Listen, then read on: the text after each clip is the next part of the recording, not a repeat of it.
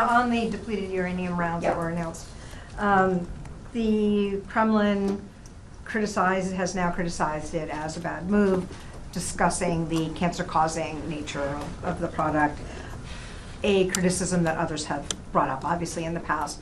What is your response to people who are greatly concerned about that aspect of this weapon?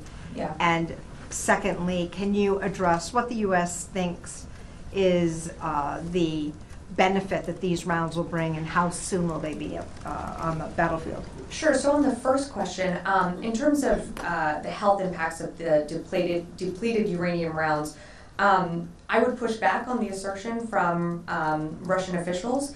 Here, the CDC has stated that there is no evidence that the depleted uranium rounds cause cancer. The World Health Organization reports that there's been no increase of leukemia or other cancers and that have been established following any exposure to uranium or DU.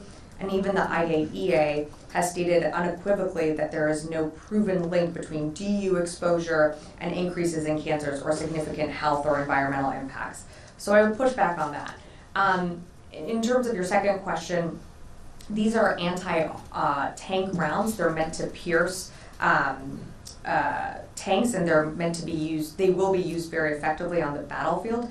These are standard issue rounds. These are what these Abrams tanks will use, and many militaries across the world use depleted uranium in their tanks. So we feel that these will be the most effective rounds to counter Russian tanks, and will help will help the Ukrainians to defend the battlefield, to defend their territory. And how soon?